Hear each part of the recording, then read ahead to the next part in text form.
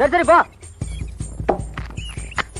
நான் தூங்கும் முன்னே நீ தூங்கி போனாய் தாயே, என் மேல் உனக்கு என்ன